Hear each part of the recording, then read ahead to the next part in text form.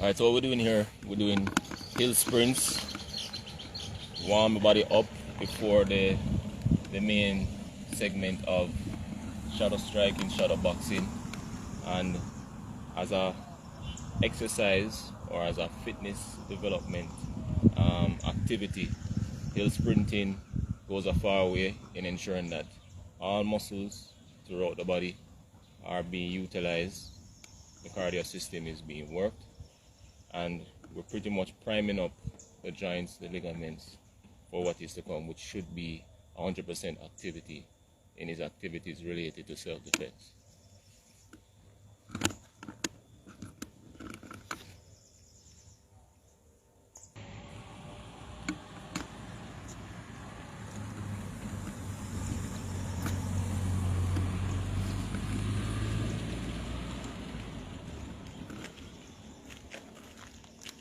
Alright, good. What you're going to do now for me, you're going to bend your knees, touch your toes, and then stretch both arms up into the air for me, please. And you can go out if you need to go out.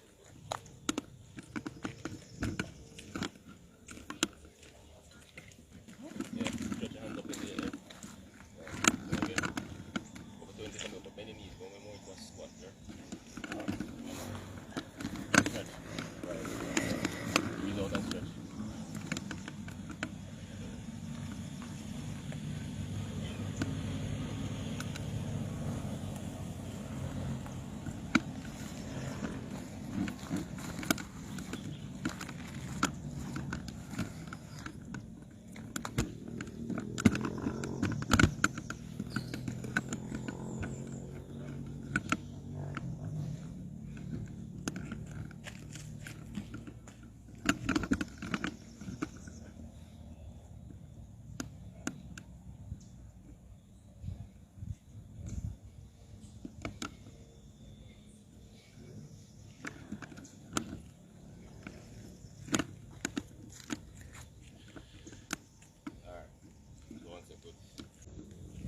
Plyometric activity, and he's getting his legs ready for the explosive movement that's required for him to work on strikes. Push-ups off the floor. This gets his upper body, predominantly the chest, arms, shoulders ready again for explosive movement relating to punching, striking. Pull up the hips high up when you're coming up here. Remember, you're going all the way down the floor. So you touch the floor with the stomach and you come back up.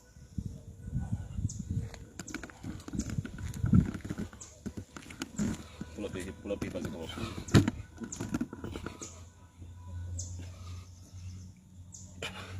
Alright, so what you did a while ago was actual push-ups, but in terms of the push-up on the stomach, you can actually lay down, and then you push up yourself. See? Yeah, man. Catch your breath, catch your breath. Yeah, man, so it's like you fully lay down, like you lay down for a bit, breathe out and explode and come up again. Okay. Yeah. Alright, catch your breath. 30 seconds.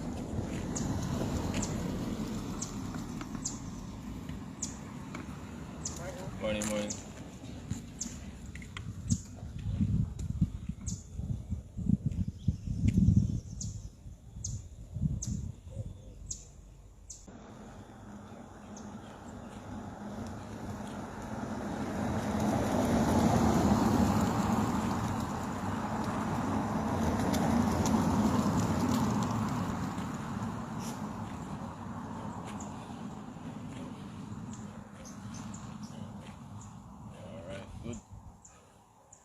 Flatten your stomach.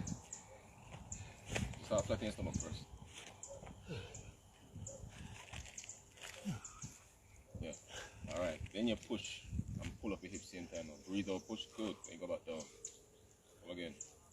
Good.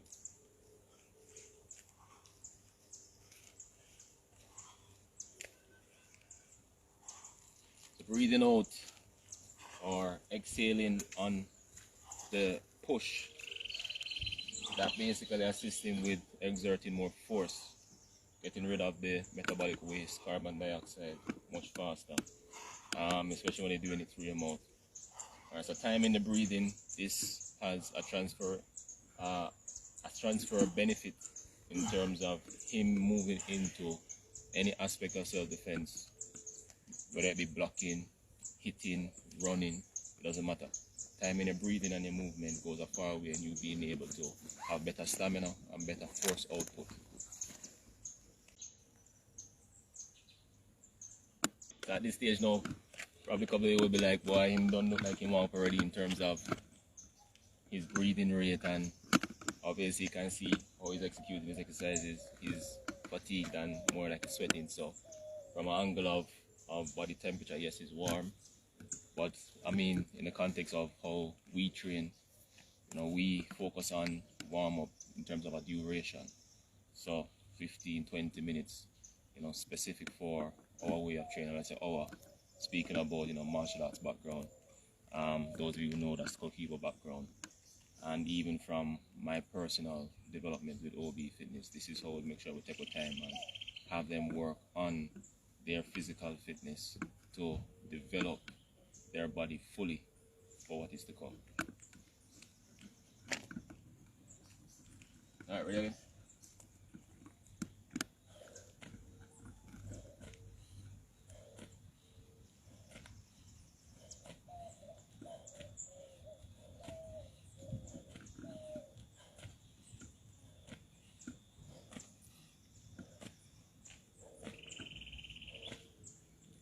Alright, good.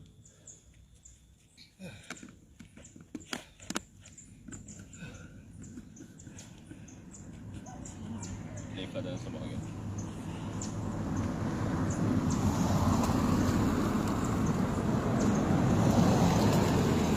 Big breathe out, man. Come on, make we hear you, man. Go again.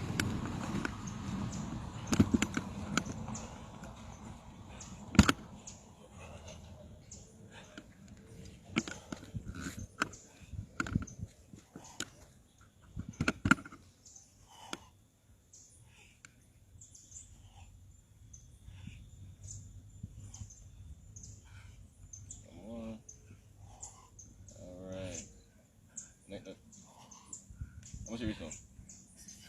Okay. Alright, so very good, very good, very good, very good. Alright, recover. Alright, so when you finish with recovering, we're going to do a bit of sit-ups, and then we work on the partner lat pull exercise. Yeah.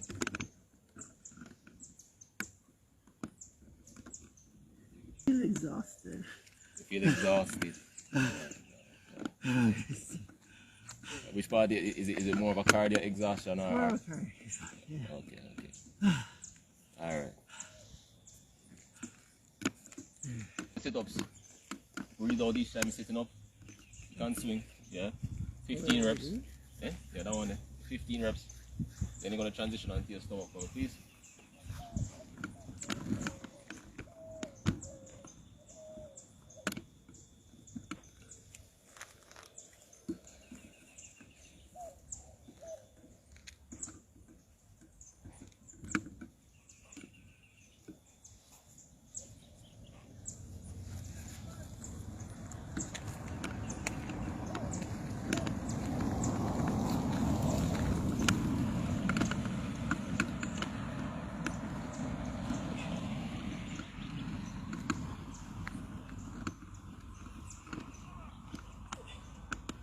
Alright, then the stomach down, please. Alright, ready? Give me a hand. Alright, elbows pull back to your ribs for me. Breathe out and pull. Good, again.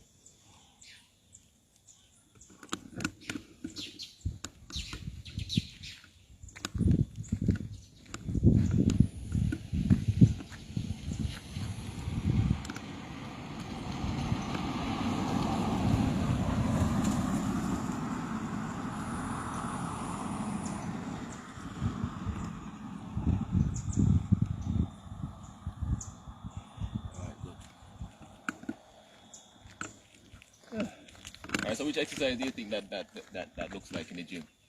Who can tell me? Can commit that? Yes, you What? need to take a lap. No, man, I don't want you to tell no, man. I want the people then to tell me that. Recover. Yeah, I'll go again.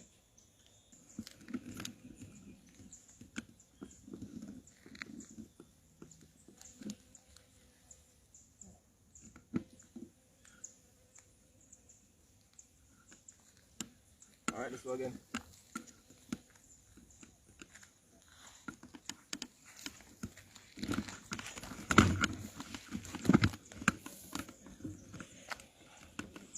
Breathe out when you're coming up.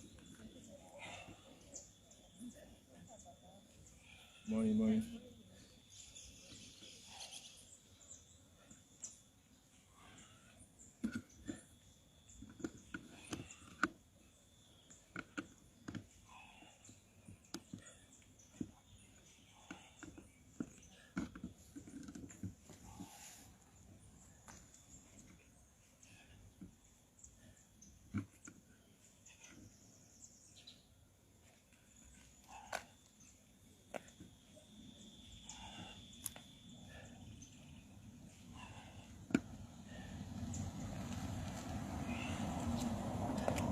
Alright, transition again.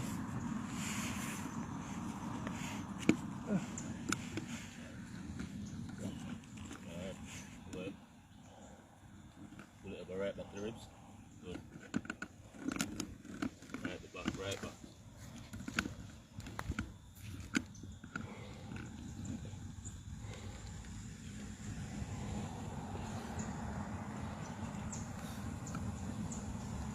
All the back, all the back. Right back.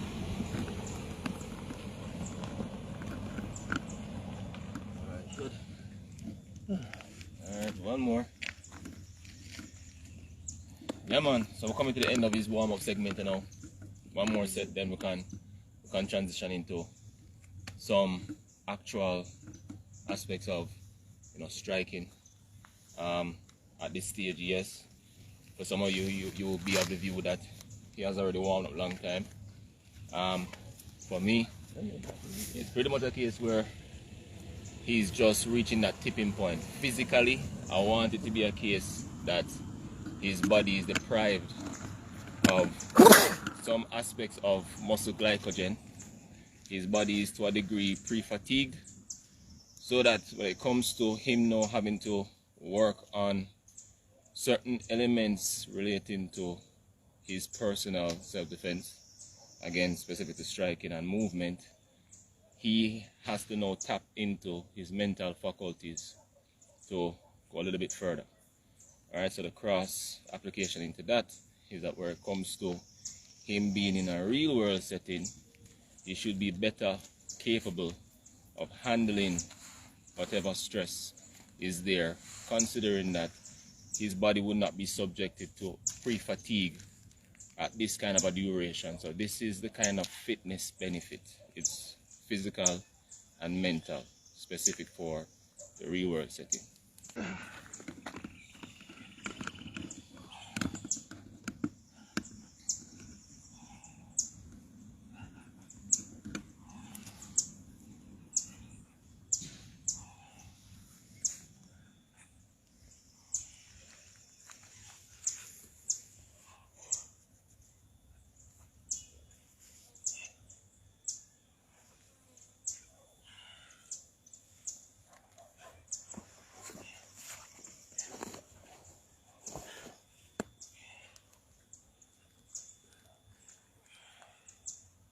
What do you mean?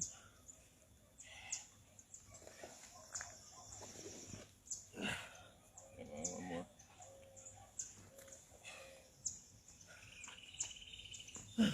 All right. Go. Okay.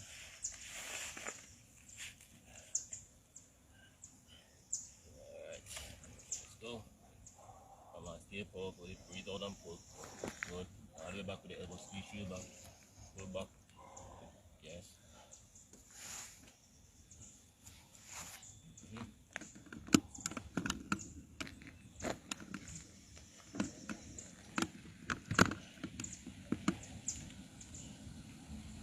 Right back with the elbows.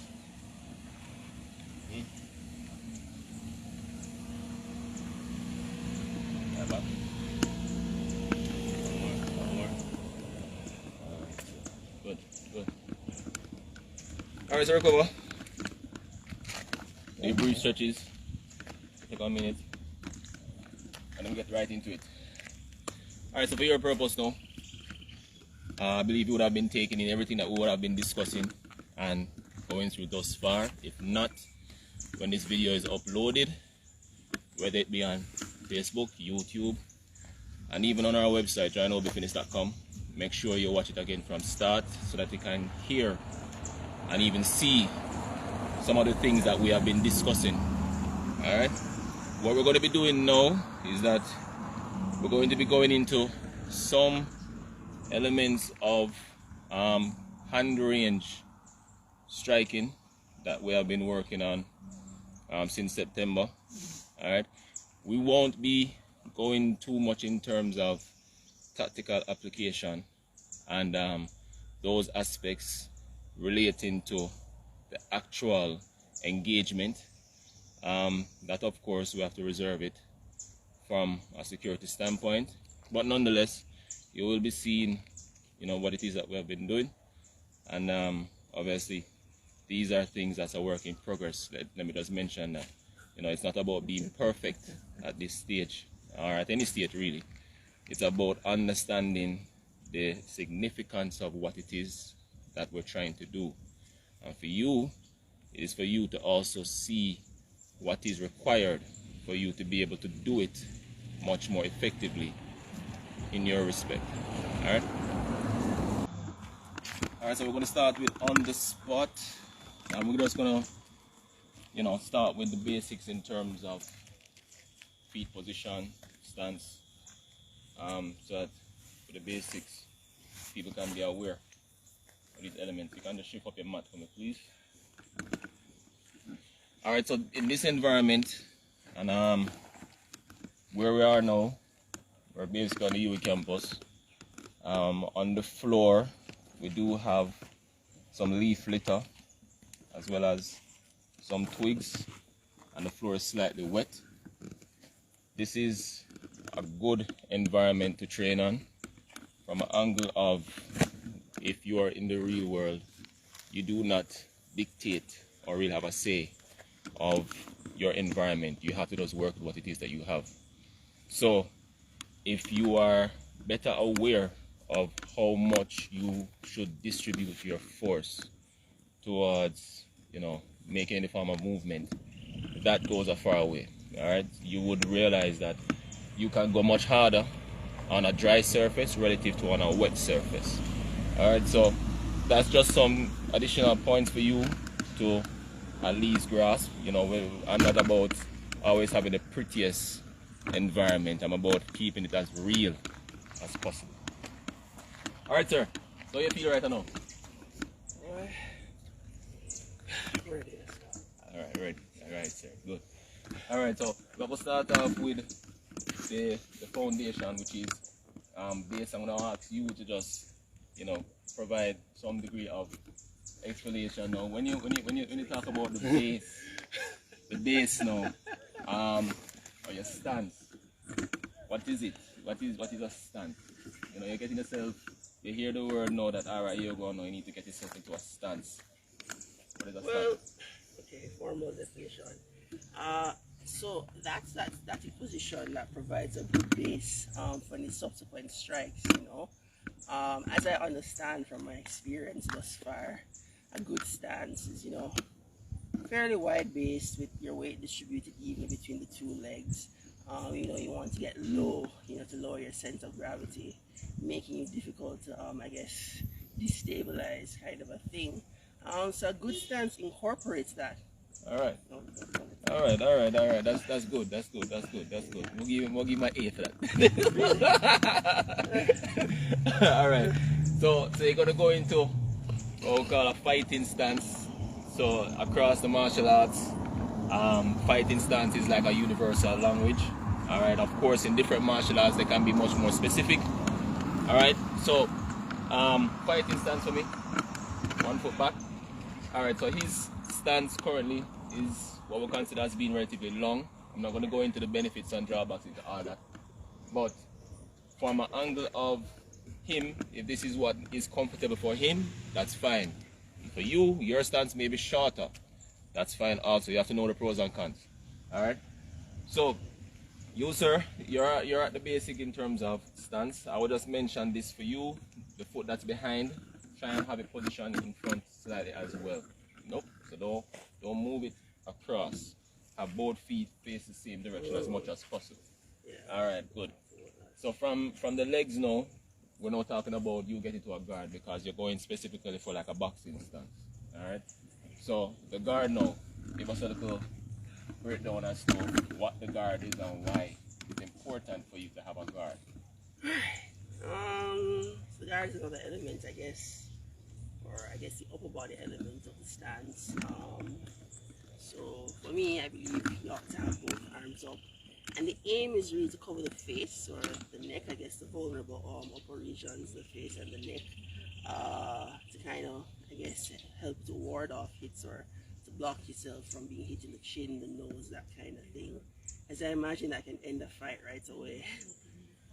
And what about the elbows? Where the elbow? What are the benefits or the significance of you having the elbows tucked in as opposed to having the elbows out? Maybe that provides a solid base for the strike. I don't know. Yeah, but in the context of defense. So think about it now. Your elbows are here relative to being here. I'm guarding, my ribs. All right, good. The organs that lie beneath them. Good. So that's what we're guarding with the arms. All right, sir. Yeah, man. You like your bun up? Is the right time, man? Let's go. So get yourself into your guard. And where it comes to your shoulders need to roll forward and you tuck in your abdomen. Good. So the different variations of the guard, I'm not going into all of that. Again, this is for him. Sir? You well bun up, man? Yes. Alright, have a seat. You feel like you want vomit? No, not yet. You want water? Sure? Yeah. Alright, hold on, sit down, man. So we're going to take a 1 minute intermission. Lay in the back, elevate your feet.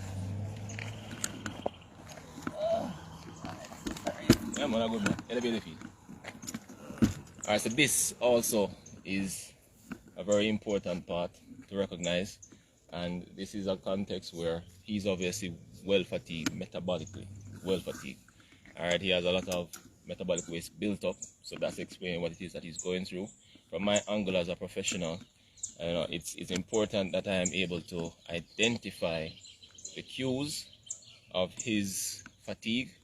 If you were paying attention closely, you would have seen that his eyes would have been a bit rolling.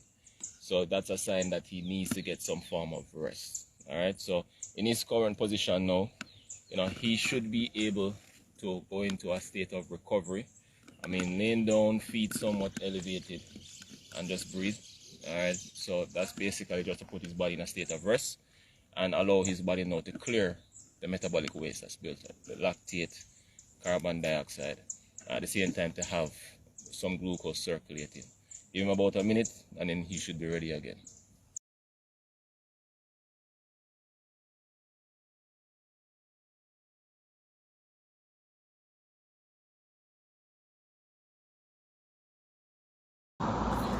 Yeah, man.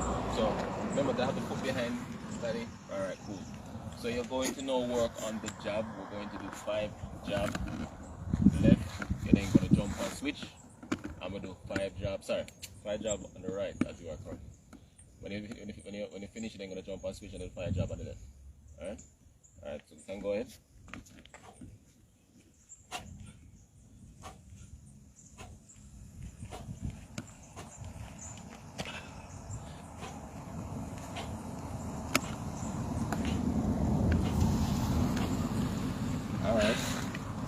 Alright. So for you, how did that feel for you? And yeah, let's start with that. How did that feel for you? How did the jab feel? Did it feel like it was connecting? Or was it a case that you're focusing on speed? What? Maybe more speed than power, I suppose. That's what you were focusing on. Yeah. I mean, I try to do both, but I feel like I maybe nailed the speed aspect more. Alright, so what it looked like for me is that was more of a stiff jab. Oh. All right, so I could see more. I can see more impact in what it is that you're doing. All right, so just for everybody to be aware, two general variations of the jab is pretty much a quick approach and a stiff. I mean, if you guys watch MMA, you will see the stiff jab applied a lot more than if you're watching just a straight boxing match, where you'll see more speed. And the difference between the two, the stiff jab can be actually utilized in a way that is similar to a cross, and obviously the speed can be utilized in a way where it's a setup. That's just the very basic. All right, so yeah, the approach you form relatively good. You don't necessarily have to go into the speed jab. Just want it to be a case that you are aware of what you're doing. All right, so you're gonna do that again. One more set of the jab, and then we'll go into the cross. Keep that chin tucked, so even when you're gonna throw that, right, and think about feeling that shoulder touch the cheekbone. All right, jump and switch. Put as much power as you can. Then, if that's the case, if you're doing a stiff jab, if you're doing it quick, you snap back quick. All right, pause there. All right, so now you're gonna transition into the cross. All right, you ready?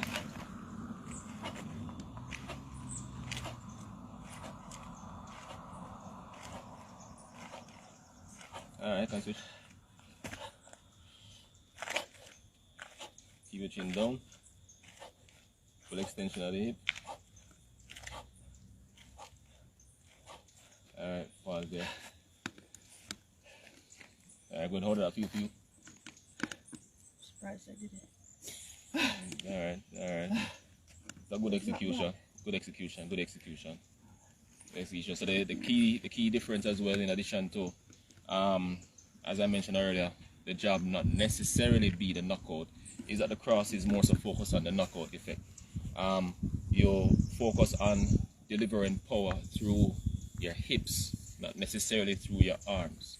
So if you would have been paying attention, he would have been doing a lot of pivoting through the feet towards the hip, and that torque effect is what generates that additional power, rotation, where he then pretty much extends that into his fist.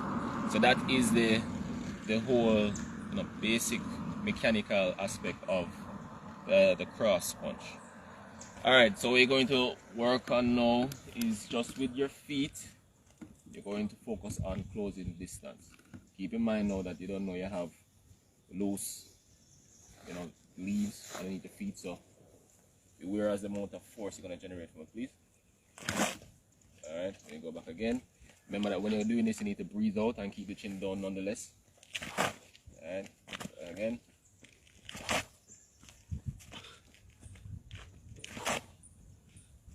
One more.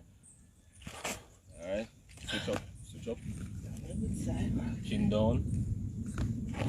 Alright, so I notice that when you're now leaping forward, I can see your elbow doing this. Yes. Remember not to do that. Keep it tight. Same way. Core tight. Everything tight.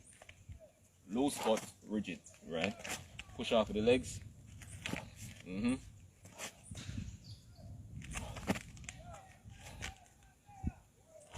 That's better. One more. Alright, good. Alright, so as you can see, legs is being used to close distance. Legs. And this comes back down to why we would have been doing the exercises such as the hill sprints, the jump squats. Critical exercises to develop leg strength, leg explosiveness. Alright, so what you're going to now do is that you're going to work on closing the distance and pushing out a jab. Alright, so you're just going to do one, and then you step back again, and you do it again. See? So you can do like 3 times on this side, and then you switch it up for me, please. Keep the chin down, breathe out. Make sure that the shoulder is stiff as you do that. Alright, cool. Keep the head down a little bit more. Alright, cool. So what you're doing is that you're basically snapping back relatively fast. That's fine, but still I want you to approach it with a stiff, so they keep it out there for about a split second. Good. Lean your body down into it. Good. Just control that landing now. One more. Alright, switch. Core tight, elbows to the ribs. Alright. On this side. Alright, do it again. So you can see that, that leg behind is coming off the floor. Keep everything down. Right. Good. That's better. Keep that elbow tight. Alright, break. Alright, so how that feel for you? Which side you can say is the best side? This side leading. The right hand leading is the best side for you. Alright, fine. So recover. Take a minute, recover. Okay, so what you're gonna do, what we're gonna work on now. You're now going to do close distance, jab, cross. See?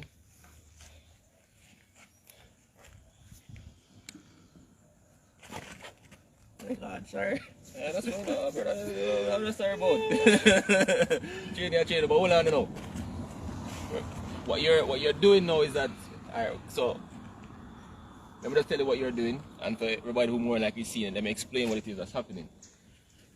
You have your leg behind bent. So in the context of fighting, remember we don't want to be giving away too much as regards to when we're loading. When your leg is bent, it indicates that you're loading on the leg to push off. Alright?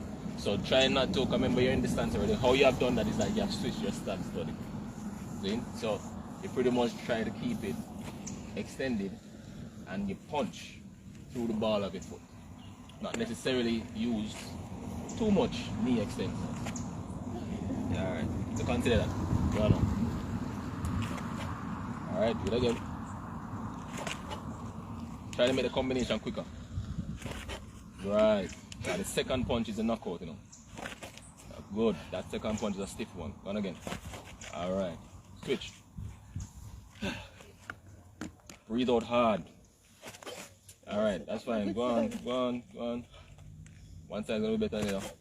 Keep it going. Don't laugh it off. Keep it going. Go again. One more. Alright, pause. Alright. So alright, so this is for you to break down, because I mean it's just for them to have a brief understanding. You closing distance, like when would this be applicable in a sense, like in a sense of you using it? Like where would you use this? Would you use it, let's just say, if somebody is a parking lot away from you? No, okay. Oh, yeah, so when would this be applicable? I mean, it's fairly short, I guess. Yeah, short range. Short Probably range. no more than my arm can extend. Alright. So if a person is even, let's just say, 1.5 your body length away from you, would closing distance be applicable at that stage? Maybe. Alright.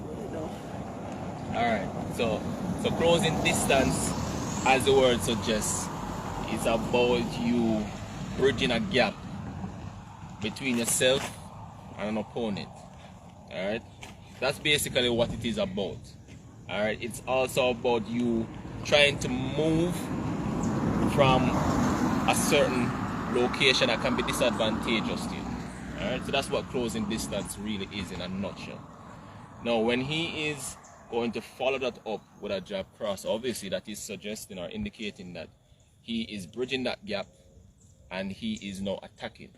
Alright? So that is the essence of what it is that is being done here. Long story short. See? Alright, good. So you, in terms of your feeling doing the closing distance and the jab cross now, how confident are you in saying that, yeah man, you can execute it?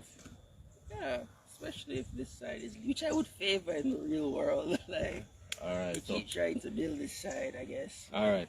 So the next natural progression to you closing the distance and throwing your 2 strikes would be, would be to pivot. And you pivoting is, like, give me an application of it. Why is it significant? Well, it can help me to dodge certainly. But beyond that, I suppose not being predictable, I guess. Hold on, let me that care first.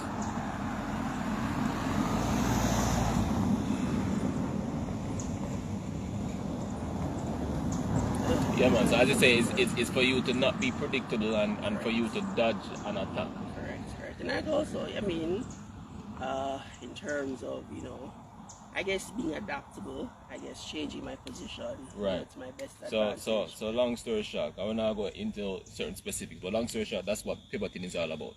It's about you basically making yourself harder to hit. All right, sir. So the basics as regards to pivoting, we're going to walk it through. So you're going to make a step, close distance, and then you're going to pivot. We're not doing any hand movement at this stage. It's just that you're doing one step close distance and then one step pivot while keeping a guard up. Close that now, please. Alright, fine. Do it again without being so leap off the floor. Because it's like you made a jump. I see. Yeah. Alright. So 1, 2. Yes. That was good, but have that in your head. You want the pause? No, so it's like 1, yeah. It's like a momentary pause. Yeah. I remember we're walking through it. Good. There again.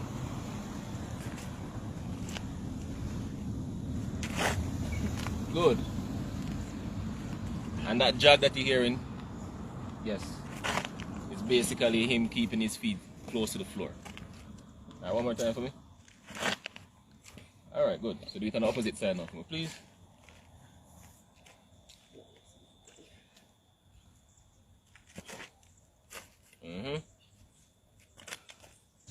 Need to hear the breathe out now. Good. Do it again.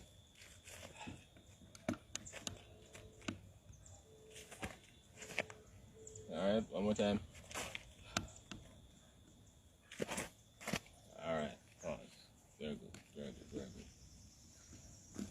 Alright, fine. So that's pretty much where we're going to stop in the context of the movements.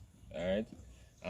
So David, at this stage, I just want you just to give us just some insight in terms of how have these sessions been for you, and you know what you have been incorporating into your daily life since you have started till now. You know, I didn't realize I started from September. So I guess time does fly when you're having fun. I would say traffic. Yeah. But I started really because I thought it was really all physical. I was hoping, you know, to get fit, to learn some, you know, some physical tactics, that kind of thing. I gather, having been here, that self-defense is almost a lifestyle, a very comprehensive approach. Starts in the mind, starts with, you know, awareness of the environment, something like that. Starts really with preventing, you know, things from happening. And that's really an aspect that I certainly was not thinking about when I started. So, you know, simple things like checking my surroundings, positioning myself, you know, near a wall or that kind of thing for coverage is not stuff I'd have thought of at first, but things that I really started incorporating, you know, scanning the environment, that kind of thing. Checking my rear view mirrors when I get in the vehicle and before I leave. Yeah, little things like that actually. But beyond that, certainly I do feel myself getting fitter slowly because I don't practice as much as I should. But I do feel myself getting fitter, and I do feel myself becoming more confident. I got into self-defense because I thought, you know, boy, we live in dangerous times, and you know, you think of family, you know, your mom, your kids, your eventual spouse, and you know, your role to protect and provide. You can do the provide part, I think, but we really want to get the protect part down. And so I've been taking that journey, and I've been making strides, and I'm grateful. It's been a good experience. So you will continue, right? Yes, sir. And all right. So you have said a lot. We just want to touch a bit on a couple of things, because there exists a narrative out there where people are of the view that this that we're doing is no longer relevant or significant, especially considering the reality that people now have guns or firearms. I mean, we have to be kind of cautious in terms of how we're using those languages, because censorship. You understand me? So using tools, fighting tools like those, projectile tools. what would you have to say about how what it is that you have learned is or has relevance even in the context that we live in a day and age where those realities exist? I mean, we deal with threats who can present us with, you know, those kind of tools that, yeah, we have to find a way to either prevent or to neutralize and to respond. Well, I'll say first of all that we do touch on a bit of weapons training here, not captured or not captured today. And the truth is, I've learned, and I'll be correct if I'm wrong, but a lot of what we do here in terms of stance and in terms of positioning actually plays into like correct weapon use. Yeah, it's not just, you know, taking out a weapon and doing this. You know what I mean?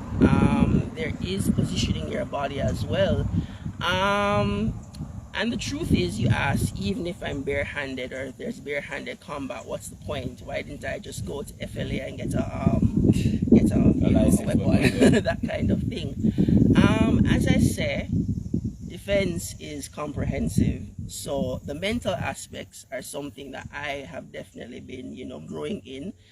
The discipline, I got here a little after 6, but I will let you know that I am not a morning person. And even that may seem insignificant to some, but that's something that has been very useful to me. But I say that, you know, things aren't always perfect.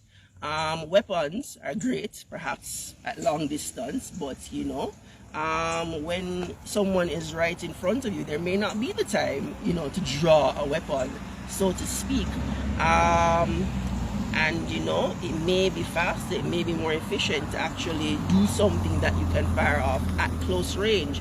So as I say, self-defense is comprehensive. And the person who's coming to attack you probably has already thought some steps ahead in that, yes, this person may have a weapon, and has already thought how to neutralize that threat.